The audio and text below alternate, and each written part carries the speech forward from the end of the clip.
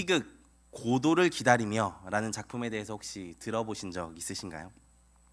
이 작품은 1969년에 노벨 문학상을 받은 엄청난 작품입니다. 혹시 읽어보신 분? 할렐루야.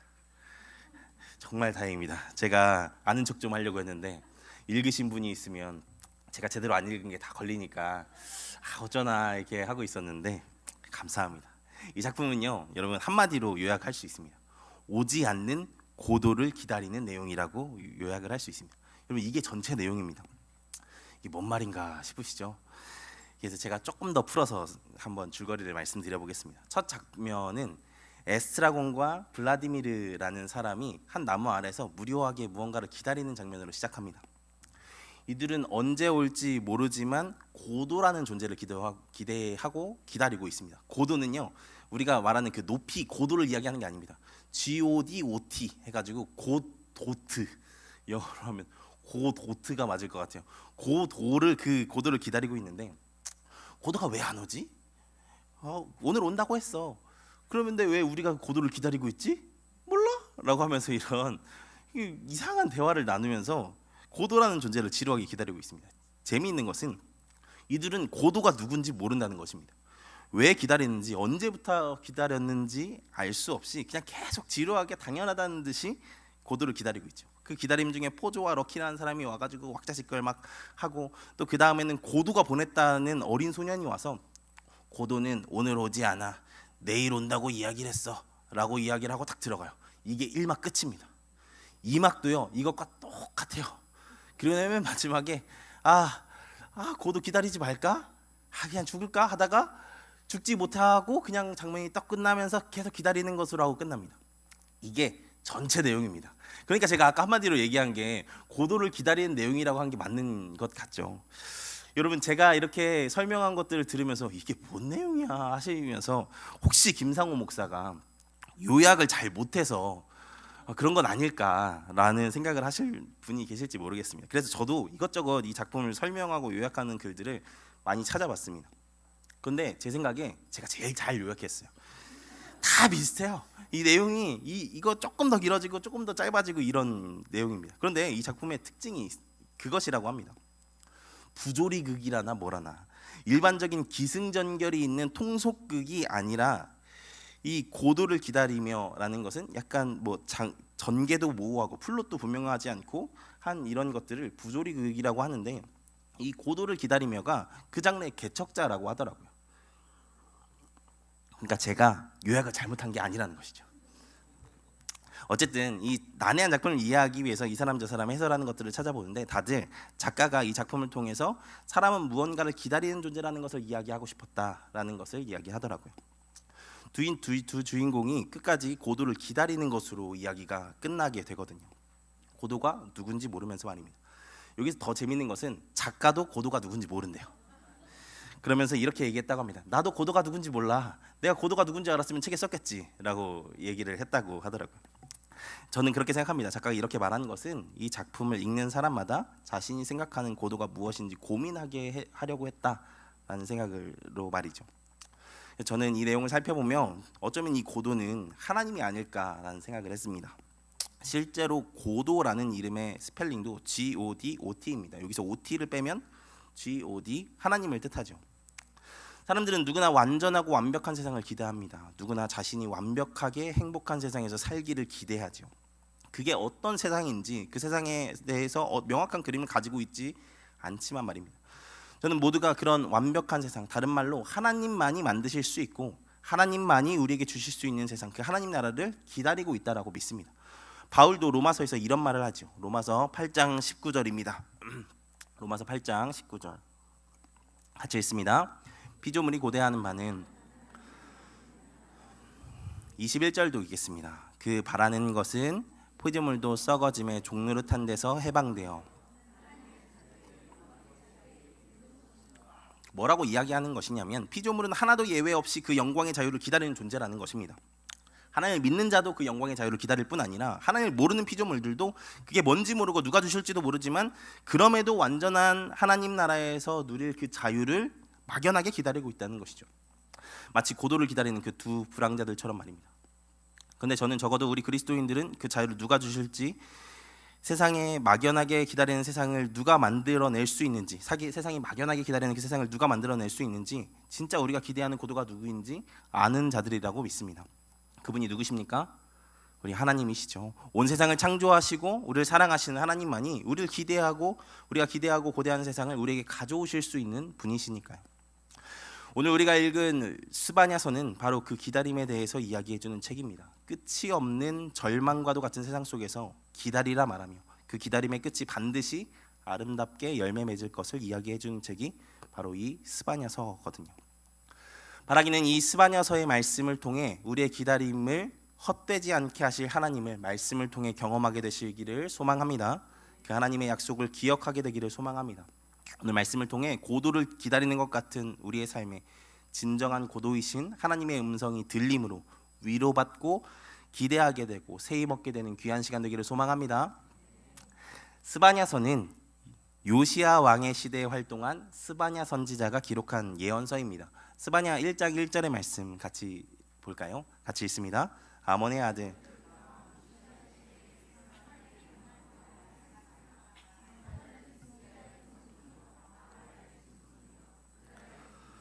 구시의 아들이었더라. 이 말씀을 보면 선지자가 자신에 대해서 소개하며 자신이 요시야 시대에 살았던 자임을 알리고 있죠. 좀 더 자세히 성경 공부를 하고 싶은 분들을 위해 연대를 좀 더 타이트하게 말씀드리자면 요시야 통치 기간 중에도 아마 612년 이전에 스바냐서가 쓰여졌을 가능성이 높습니다. 612년이 무슨 일이 있었던 해죠? 제가 저번 주에 말씀드렸는데 감사합니다. 제가 다음 주에는 하박국서를 다시 하실 수 있을 것 같아요. 612년이 언제냐면 니느웨가 함락된 해죠. 바벨론이 니느웨를 침략해서 아수르의 수도였던 니느웨를 침략해서 함락했던 해가 612년입니다. 그런데 스바냐서 2장 13절을 보면 아수르의 임할 심판에 대한 이야기를 하며 니느웨를 언급하거든요. 이렇게 니느웨를 언급하는 것을 보면 아직 니느웨가 함락되지 않았던 시점이라는 것을 우리가 짐작해 볼 수 있습니다. 그리고 또 하나 스바냐서에서 바벨론에 대한 언급이 전혀 없거든요. 스바냐서가 이것도 612년 이전에 쓰여졌다는 증거가 될 수 있습니다. 왜냐하면 612년에 니느웨가 바벨론에 의해 함락되면서 그때부터 바벨론이 세계 무대에서 주목받기 시작했거든요. 그 전까지는 아수르만이 세계의 패자였습니다. 그런데 그냥 바벨론은 그냥 조금 큰 나라 정도였죠. 그래서 스바냐서는 요시야 시대 중에서도 612년 이전에 쓰여졌다라고 생각을 해볼 수 있겠죠. 우리가 그 괄호를 쳐가면서 한번 해보세요. 여기서 조금 더 들어가 볼까요? 스바냐서를 보면 우상 숭배를 하는 남유다를 향해 하나님이 진노하시고 징계하시겠다는 말씀들이 가득하고 해 있는 것을 볼 수 있습니다. 근데 여러분 요시야 하면 뭐가 떠오르세요? 이건 하셔야 됩니다. 종교개혁. 요시야 하면 종교개혁. 다시 요시야 하면 종교개혁. 요시야 하면 종교개혁이 떠오르셔야 돼요.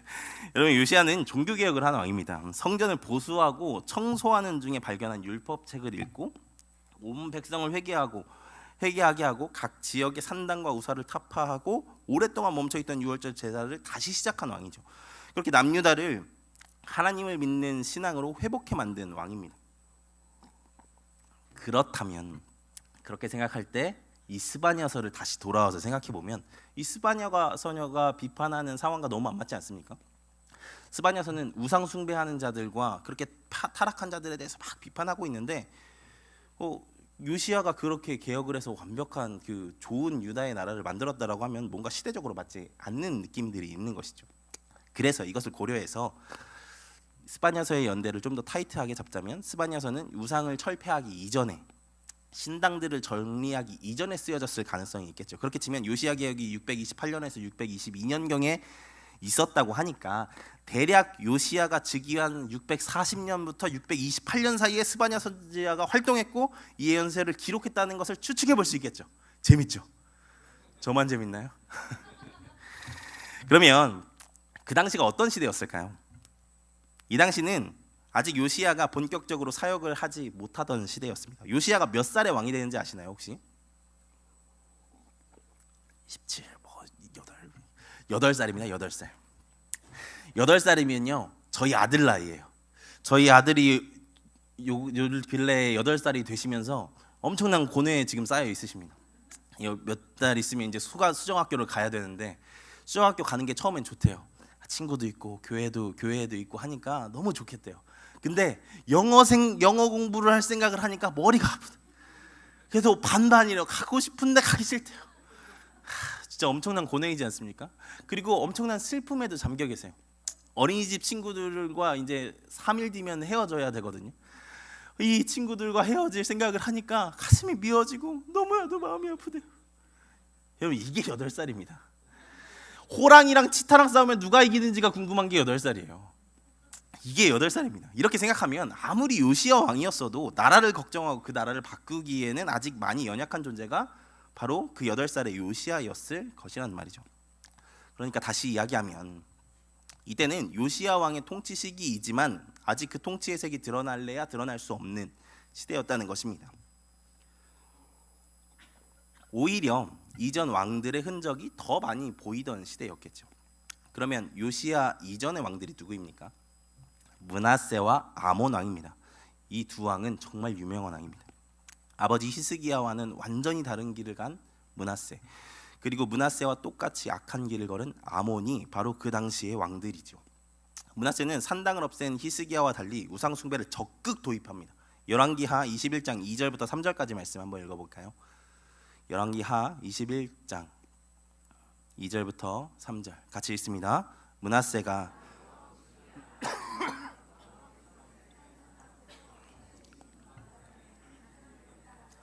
그의 아버지 히스기야가 헐어버린 산당을 다시 세우며 이스라엘 왕 아합의 행위를 따라 바알을 위하여 제단을 쌓으며 아세라 목상을 만들며. 므낫세는 아버지 히스기야가 하나님 앞에 바로 서려고 했던 그 모든 것을 수포로 만들어 버립니다. 그리고 남유다를 우상 숭배의 나라가 되게 하죠. 아마도 그는 그 당시 아수르를 바라보며 저런 강한 나라가 되기 위해서는 우상을 섬겨야 돼, 아수르의 신들을 섬겨야 돼라고 생각을 했던 것 같습니다. 이 말씀에서 일월성신, 하늘 달과 별을 정말 잘 섬긴 나라가 아수르거든요.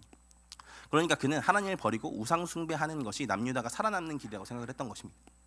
하지만 그 길은 썩은 동아줄이었죠. 그래서 이 므낫세 때문에 하나님께서 남유다를 멸망시켰다라고도 성경이 이야기하지 않습니까?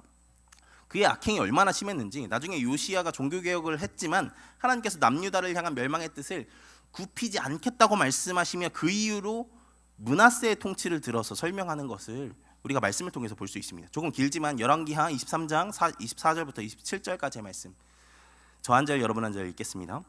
제가 먼저 읽을게요. 요시야가 또 유다 땅과 예루살렘에 보이는 신접한 자와 점쟁이와 드라빔과 우상과 모든 가증한 것을 다 제거하였으니 이는 대제사장 힐기야가 여호와의 성전에서 발견한 책에 기록된 율법의 말씀을 이루려 함이라.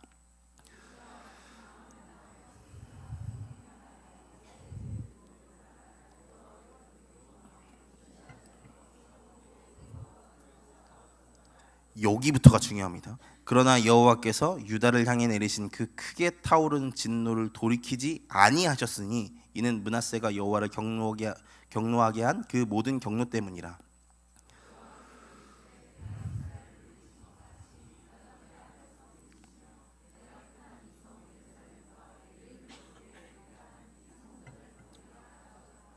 너무 가슴 아픈 이야기이지 않습니까? 요시야의 정교 개혁으로도 므낫세의 악행을 해결하지 못할 정도로 하나님의 깊은 진노를 불러온 것이 바로 이 므낫세라는 것입니다.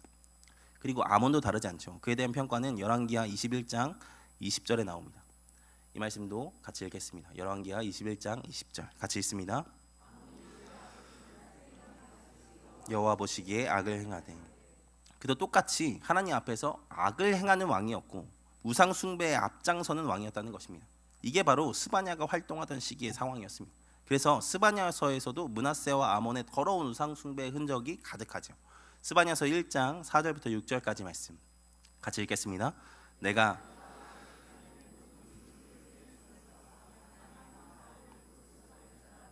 그마림이라는 이름과 그 제사장들을 아울러 멸절하며 또 지붕에서 하늘의 뭇별에게 경배하는 자들과 경배하며 하나님께 맹세하며 말감을 가리켜 맹세하는 자들과 여호와를 배반하고 따르지 아니한 자들과 여호와를 찾지도 아니하며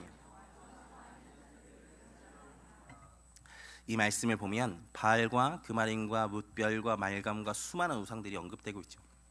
이런 우상들이 유다에 가득했다는 것입니다. 같이 읽지는 않겠지만 1장 9절에 문턱을 넘는 자도 사실 우상을 숭배하는 자를 가리키는 말이었다라고 합니다. 사무엘상 5장 5절을 보면 그 문턱에 대한 얘기가 나오거든요. 나중에 한번 말씀을 찾아보세요. 당시에는 그 블레셋 사람들은 특히나 문턱에 신이 있다고 믿었습니다. 그래서 문턱을 밟지 않았다고 하죠. 근데 생각해 보니까 우리나라도 그러지 않았나요? 우리나라도 어른들이 문턱 밟지 말라고 했어. 또 귀신 이야기하면서 그걸 되게 강조하셨는데 그런 거 보면 못된 거는 잘 배워요. 이렇게 남유다는 우상 숭배가 만연한 곳이었습니다. 그리고 또한 남유다는 약자를 학대하고 괴롭히는 나라이기도 했습니다. 스바냐서 3장 3절부터 4절까지의 말씀 같이 읽겠습니다. 그 가운데 방백들은 부르짖는 사자요 그의 선지자들은 경솔하고 간사한 사람들이요 무엇을 이야기합니까? 지도층의 심각한 타락을 이야기하죠. 방백들은 부르짖는 사자라고 이야기를 합니다. 지도자들이 권력을 이용해서 힘없는 백성들을 사자와 같이 괴롭혔다라는 것이죠. 심지어 정의와 공의를 실천해야 할 재판장들은 밤의 이리와 같아져서 대낮에 해야 할 재판을 뇌물과 비리를 저지르며 밤중에 자기 욕심대로 처리했다라고 이야기를 하는 것입니다. 어찌나 깔끔하게 악한 일을 했는지 이튿날까지 남겨두는 것도 없었대요. 심지어 그런 자들을 꾸짖고 회개케 해야 할 선지자들은 어땠습니까? 오히려 그들과 동조하며 사람의 눈치를 보는 사람들로 전락해 버렸습니다. 제사장도 마찬가지죠. 성소를 깨끗게 하고 하나님을 예배해야 할 그들은 자신들의 죄악으로 성소를 더럽히는 자들이 되어 있습니다. 이것이 남유다의 상황이었습니다. 바로 이런 민족을 향해 하나님은 이야기하십니다. 타락한 너희를 심판할 여호와의 날이 준비되어 있다라고 말이죠. 하나님은 스바냐서 1장 7절에서 여호와의 날이 가까웠다고 선언하십니다. 이 말씀을 한번 같이 읽어보겠습니다. 같이 읽습니다. 주 여호와 앞에서 잠잠할지어다.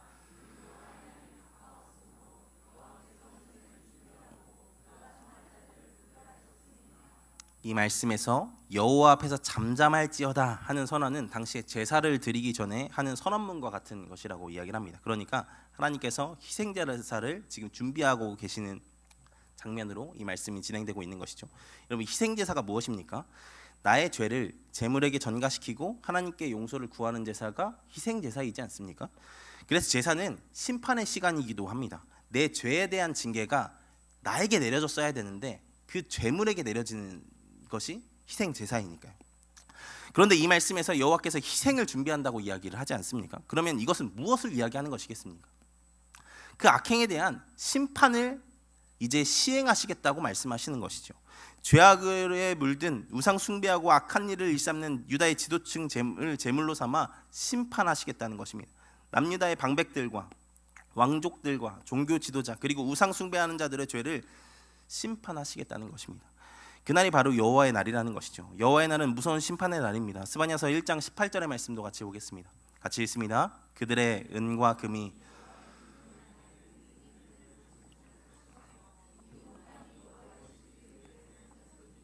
이는 여호와가 이 땅 모든 주민을 멸절하되 놀랍게 멸절할 것임이라. 그날에는 은과 금이 있다고 구원받지 못한다고 합니다. 지금은 하늘이 무너져도 땅이 꺼져도 돈만 있으면 된다고 생각을 할지 몰라도 진짜 하나님의 날이 이르면 그런 것이 절대로 우리를 지켜주지 못한다는 것입니다. 그래서 여러분 이것을 꼭 기억하셔야 합니다. 여호와의 날은 우리 주님 다시 오실 그날은 어떤 이들에게는 분명히 심판의 날이라는 것을 말입니다. 하나님께서 그 행한 대로 갚으시고 징계하시는 날이 될 것이라고 말이죠. 그래서 우리가 그날이 이르기 전에 회개하고 주님께로 돌이켜야 하는 것입니다. 이건 나와 상관없는 얘기야. 혹시 우리 예수님께서 나 대신 죽어주셨으니까 괜찮아. 내가 비록 죄를 오늘도 짓고 내일도 지을 예정이지만 예수님의 보혈로 씻김 받았으니까 괜찮아. 이제 나는 심판의 날 아니야. 구원의 날이야. 이렇게 생각하시는 분 혹시 계신가요? 그런 사람들에게 세례 요한이 이렇게 말을 합니다. 마태복음 3장 7절부터 8절입니다. 같이 읽습니다. 요한이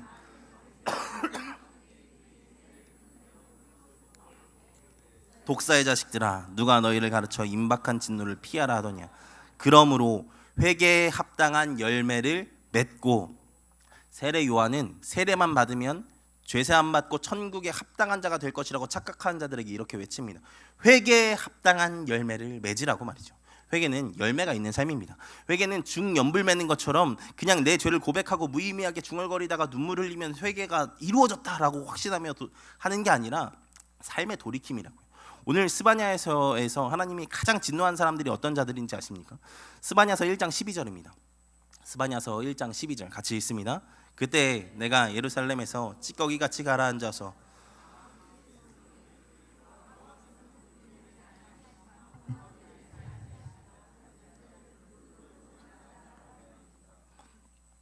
하나님께서 등불로 두루 찾아 멸하시겠다고 하는 자가 누구입니까? 여호와는 복도 내리지 않으시고 화도 내리지 않아라고 이야기하는 자를 이야기하죠. 이게 무슨 말입니까? 하나님 아무것도 못하셔라고 고백하는 자를 벌하시겠다는 것입니다. 그런데 알고도 죄를 짓지 않고 삶을 돌이키지 않는 반복되는 죄 속에 살아가는 자는 바로 그런 자들이지 않겠습니까? 어차피 하나님 용서해 주셨으니까 죄 지은 것을 보고야 계실지 모르겠지만 아무것도 못하셔라고 생각하고 있는 것이니까 그렇게 사는 것이지 않을까요? 그러니까 그렇게 똑같은 죄에 그렇게 넘어가지는 것이지 않냐는 것입니다. 사랑하는 여러분, 하나님은 심판의 하나님이십니다. 행한 대로 갚으신 하나님이십니다. 임박한 진노만 피할 요량으로 신앙생활하는 자를 독사의 자식이라고 꾸짖으시는 분이라는 것입니다. 바라기는 회개에 합당한 열매를 맺는 자들 되기를 소망합니다. 그래서 여호와의 날이 우리에게 심판의 날이 되지 않기를 간절히 소망합니다. 그래서 회개에 합당한 열매를 맺으며 하나님을 신뢰하며 하나님 앞에 살아가는 자들에게는 하나님께서 그 여호와의 날을 새로운 날이 되게 하십니다. 그 날을 구원의 날, 회복의 날로 삼으시죠. 앞에는 심판의 날이었고 구원의 날. 스바냐 3장 16절의 말씀 우리 찾으셔서 같이 읽겠습니다. 같이 읽습니다. 그날에 두려워하지 말라 시온아 내 손을 우리 17절도 같이 읽겠습니다. 너의 하나님이 여호와가 너희 가운데 계시니 그가 너로 말미암아 기쁨을 이기지 못하시며 너를 잠잠히 사랑하시며 너로 말미암아 즐거이 부르며 기뻐하시리라 하리라. 제가 너무 사랑하는 말씀입니다. 하나님께서 여호와의 날에 이 말씀을 우리에게 해주시겠다는 것입니다. 그렇게 회개하고 돌아온 우리 때문에 기쁨을 이기지 못하시며 넘치는 사랑을 부어주시겠다는 것입니다. 그리고 더 놀라운 것은 그 최종적으로 완성하실 구원의 날이 될 그 여호와의 날에 하나님은 이방 민족들도 회개시켜 그 나라에 참여시키시겠다고 선언하십니다. 최종적으로 완성하실 구원의 날 과거로에 넣어주시면 좋겠습니다. 스바냐서 2장 11절의 말씀 같이 읽겠습니다.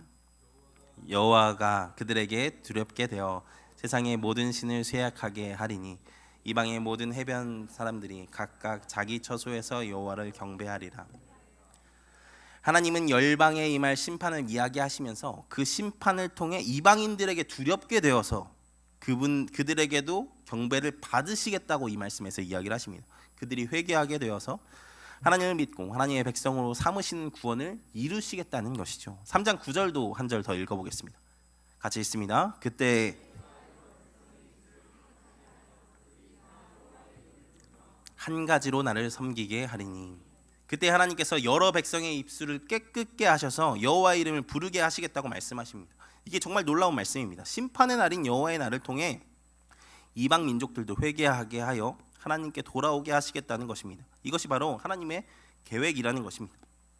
무서운 심판의 날인 여호와의 날에 담긴 의미에서도 하나님의 사랑을 이렇게 볼 수 있는 것은 그렇게 하심으로 만백성을 구원하실 하나의 방법으로 그날을 사용하시겠다는 그 하나님을 여기서 우리가 발견할 수 있기 때문이겠죠. 그러니까 그 심판의 날의 두려움을 통해 이방 민족들까지도 회개함으로 하나님을 믿는 백성, 하나님을 섬기는 백성, 하나님이 사랑하셔서 어쩔 줄 모르는 백성으로 삼으시겠다는 것입니다.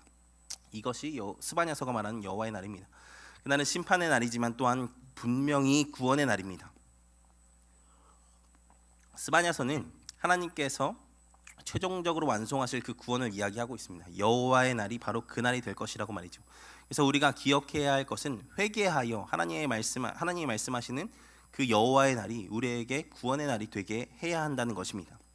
바라기는 우리가 참된 회개로 그날을 우리의 날, 하나님의 사랑을 충만히 받는 날로 만드는 자들 되기를 소망합니다. 나아가 만백성을 구원하기를 원하시는 하나님을 기억하며 다가오는 여호와의 날이 나의 친구, 가족, 지인에게 진노의 날, 심판의 날이 되지 않도록 복음을 전하고 회개케 함으로 하나님의 백성이 되게 하는 삶을 살게 하기를 소망합니다. 하나님께서 그런 날이 되기를 원하신다고 하잖아요. 모든 하나님을 모르던 자들도 하나님을 두려워하고 알고 믿고 찬양하게 되는 것 말입니다. 우리가 그 하나님의 마음을 알아 영혼을 구원함에 이르는 믿음을 가진 자로 살아간 자들 되기를 주님의 이름으로 축원드립니다. 그렇게 우리가 여호와의 날을 두렵고 떨림으로 준비하는 자들 되기를 소망합니다. 마지막으로 스바냐서가 너무 중요한 그 주제 중에 너무나 중요한 한 가지만 더 나누고 또한 스바냐의 이름의 뜻을 소개하고 말씀을 마무리하려고 합니다. 앞서 이야기한 것처럼 스바냐서는 여호와의 날, 임할 심판과 구원을 이야기하는 말씀입니다. 그런데 여기에서 중요한 절대로 까먹으면 안 되는 한 가지는 한 가지 아이러니한 사실이 있습니다. 그것은 그날이 아직 이르지 않았다는 것입니다. 여호와의 날은 반드시 임하겠지만 중요한 것은 우리는 아직 그날이 이르지 않은 시간, 그날이 언제 이를지 모르는 시간을 살아가고 있다는 것이죠. 스바냐서를 기록할 당시에도 그날이 이르지 않았고 지금 우리가 사는 이 시대에도 그날이 아직 오지 않았죠. 우리는 바로 그 시간을 사는 자들입니다. 그 시간을 여전히 예언서가 지적하는 대로 악한 일들이 만연한 시간입니다. 선하게 살면 손해를 보고 적당히 타협하지 않으면 불이익을 보는 것 같은 세상이 지금 우리가 사는 세상이죠. 그런 세상 속에서 우리는 어떻게 살아가야 할까요? 스바냐 선지자를 통해 하나님은 우리에게 남은 자의 삶을 살아가라고 말씀을 하십니다. 그 가로에 남은 자, 그 구원, 스바냐서의 구원에서 두 번째 마지막 가로 있죠. 남은 자를 쓰시면 됩니다. 스바냐 3장 13절의 말씀입니다. 같이 읽습니다. 이스라엘의 남은 자는 행하지 아니하며 거짓을 말하지 아니하며 입에 거짓된 혀가 없으며 먹고 누울지라도 그를 두렵게 할 자가 없으리라. 하나님께서 이스라엘의 남은 자, 악을 행하지 않고 거짓을 말하지 않는 남은 자들을 먹고 누울지라도 안전하게 하시겠다고 말씀하십니다. 두려울 것이 없게 지키겠다고 말씀하십니다. 무엇을 이야기합니까? 그 어려운 중간의 시간, 여호와의 날이 임하지 않은 그 시간, 남은 자, 이스라엘의 남은 자로 살아가는 자들을 하나님께서 그 시간 가운데서도 지키시겠다는 것입니다. 비슷한 말씀이 스바냐서 2장 3절에도 기록되어 있죠. 2장 3절의 말씀 같이 읽습니다. 너희는 여호와를 찾으며 공의와 겸손을 구하라. 너희가 혹시 여호와께서 여호와의 규례를 지키는 자들을 지키시고 숨겨주시겠다는 것입니다. 믿는 자의 삶, 그 믿음대로 살아가는 자의 삶, 믿음으로 살아가는 자의 삶을 그 진노와 공포의 시간 속에서 숨겨주시겠다는 것입니다. 구원하시겠다는 것이죠. 이스라엘의 남은 자, 하나님 앞에 믿음을 지키며 살아가는 자의 삶을 최종적인 구원의 날에만 지키는 것이 아니라 바로 이 땅, 이 시간 속에서도 숨기시고 지키시겠다는 것입니다. 하나님께서 하늘이 무너지는 것 같이 패역한 세상을 살아도 믿음으로 살아가는 자에게는 솟아날 구멍이 되어주시겠다고 말씀하시는 것입니다. 믿음으로 살기 어려운 시대 속에 핑계될 수만 가지를 바라보지 않고 그럼에도 우리를 지켜주실, 우리가 유일하게 바라봐야 할 우리의 유일하고 가장 확실한 가능성이자 소망이자 구원 되시는 하나님을 바라보는 자, 그 남은 자를 하나님께서 숨기시고 지키신다는 것입니다. 스바냐의 이름의 뜻은 바로 이것입니다. 여호와께서 숨기시다. 우리가 남은 자의 삶을 살아감으로 하나님의 숨겨주심, 보호하심을 경험하는 자들 되기를 소망합니다. 하나님께서 반드시 믿음으로 살아가는 자의 삶을 지키실 것입니다. 저는 그런 자 중에 하나가 요시야 왕이었다라고 생각을 합니다. 요시야는 그 중간의 시대 속에 수많은 어려움이 있었을 것이 분명함에도 하나님이 기뻐하실 종교개혁을 단행하지 않습니까? 그리고 하나님께서도 믿음으로 그 엄청난 일을 결단한 요시야를 도우시죠. 그것을 가능하게 하시고 그 나라를 붙들어 주십니다. 저는 어쩌면 그 종교개혁에 있어서 스바냐가 어떤 식으로든 영향을 줬을 것이라고 생각을 합니다. 스바냐 선지자가 자신을 1장 1절에서 이렇게 소개하죠. 나는 히스기야의 현손이고 아마랴의 증손이고 구시의 아들이었다라고 말입니다. 그는 요시야와 같은 왕족이었습니다. 그런 그는 충분히 요시야에게 나갈 수 있었을 것입니다. 그리고 그의 앞에서 자신도 히스기야의 현손임을 이야기하며 믿음의 삶을 독려했겠죠. 스바냐는 자신과 똑같이 히스기야에게 뿌리를 둔 요시야에게 비록 할아버지 므낫세는 돌이킬 수 없는 악을 저질렀고 아버지 아몬도 그와 같이 행했지만 너는 나와 같은 히스기야의 뿌리를 두고 있어. 너는 다를 수 있어. 다른 통치를 보여줄 수 있어라고 말해주었을지 모릅니다. 이런 이유로 어떤 주석학자는 이렇게 족보를 강조하는 스바냐가 요시야의 종교개혁에 어떤 방식으로든 영향을 끼쳤을 것이라고 이야기하기도 하더라고요. 아직 어린 왕이었을 요시야에게 어쩔 수 없다 핑계대지 말고 히스기야와 같이 하나님이 기뻐하시는 왕이 되라고 이야기했을 것이라는 말이죠. 사실 우리가 하나님의 뜻대로 살지 않을 상황과 핑계들은 너무 많이 있습니다. 우리의 집안이 그래서 어쩔 수 없고, 우리 부모가 그래서 어쩔 수 없고, 우리 남편이 그래서 어쩔 수 없고, 우리 자녀가 그래서 어쩔 수 없고, 내 직장이 그래서 어쩔 수 없고, 내 나이가 많아서 어쩔 수 없고, 내 나이가 어려서 어쩔 수 없고, 내 나이가 적당해서 어쩔 수 없고, 핑계 대려고 하면 하지 않을 이유가 수만 가지인 것이 우리의 삶이라는 것이죠. 하지만 하나님은 그 가운데도 핑계 대지 않고 하나님의 길을 걸어가는 자들을 찾으십니다. 그 남은 자들을 찾으십니다. 20살 어간에 나이 어린 요시야가, 그런 패역한 할아버지와 악한 아버지를 둔 요시야가, 그런 국제적 상황에 처해 있던 요시야가 그것을 핑계치 않고 하나님의 기뻐하실 계획을 단행한 것처럼, 그리고 그런 요시야의 계획을 하나님이 도우시고 축복하셨던 것처럼, 하나님은 지금도 핑계치 않고 우리에게 주어진 하나님의 기뻐하실 길을 걸어간 자들을 찾으시고 도우신다는 것입니다. 바라기는 우리가 그런 자들 되기를 소망합니다. 우리의 삶의 수백 가지, 수만 가지 핑계거리를 바라보며 손을 늘어뜨리고 포기하는 자가 아니라, 그 모든 상황 속에서도 우리의 유일하고 가장 확실한 가능성 되시는 하나님을 바라보며 하나님이 기뻐하실 삶을 담대히 살아가는 우리가 되기를 소망합니다. 그런 자들을 하나님께서 지키십니다. 그런 자들과 하나님께서 함께 하십니다. 말씀을 정리하려고 합니다. 스바냐서는 심판과 구원의 날인 여호와의 날이 이르게 될 것을 기억하며 회개할 것을 강조합니다. 또한 이 땅에서 믿음으로 살아가는 남은 자로 살아갈 것을 독려하고 있죠. 바라기는 그 심판과 구원의 날, 여호와의 날을 기억하며 회개함으로, 또한 전도함으로 그날을 준비하는 자들 되기를 소망합니다. 또한 이 땅에서의 삶에서 믿음을 지키며 하나님의 남은 자로, 하나님이 지키시는 자로, 도우시는 자로 삶을 살아가는 우리가 되기를 주님의 이름으로 축원드립니다. 그렇게 우리의 소망 되시고 길 되시는 주님 오실 것을 기대하며, 그 주님, 이 땅에서도 일하실 주님을 기대하며 믿음의 삶을 살아가는 우리가 되기를 주님의 이름으로 축원드립니다. 같이 찬양하고 기도하겠습니다.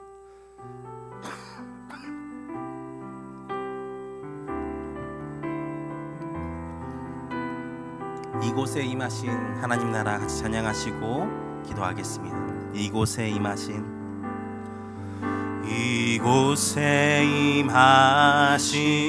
하나님 나라, 가난한 마음으로 바라보리라. 먼저 그 나라 그 뜻 구하며 나의 삶 드리리. 주님이 맡기신 하나님 나라, 믿음의 눈으로 바라보리라. 하늘의 뜻이 이 땅 가운데 완성될 그날까지 믿음 다하여 그 위에 서리라. 하나님의 나라는 무너지지 않으리. 믿음 다하여 그 나라 세워가리라. 주님 곧 오실 때 믿음 다하여 그 위에 서리라. 믿음 다하여 그 위에 서리라. 하나님의 나라는 무너지지 않으리. 믿음 다하여 그 나라 세워가리라.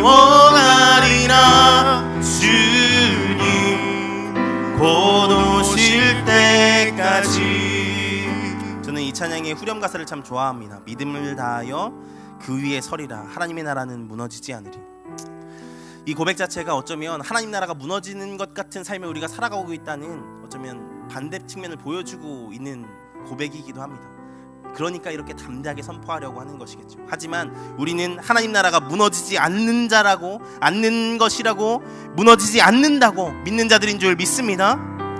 그렇기에 지금 이 순간 이 시간에서도 믿음 다하여 그 위에 서겠다고 결단하는 자들인 줄 믿습니다.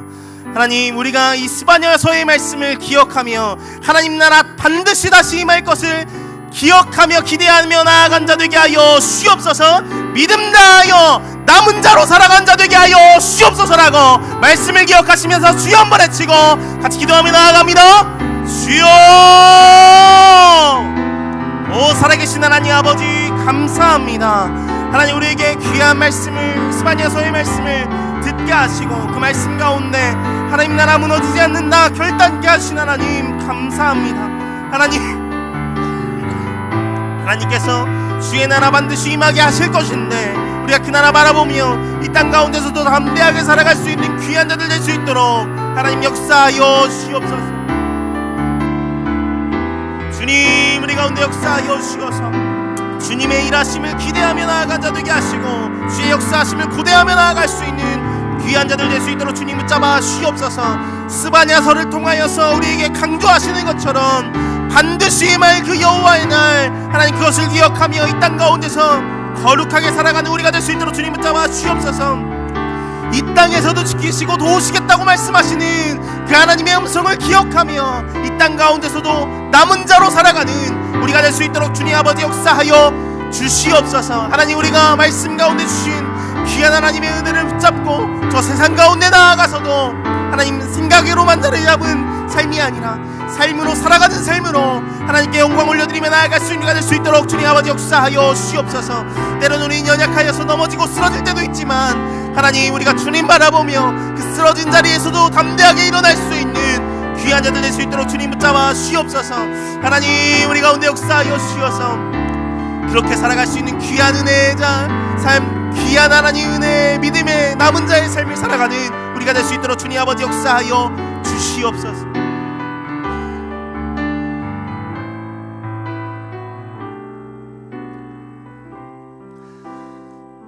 전능하신 하나님 감사합니다.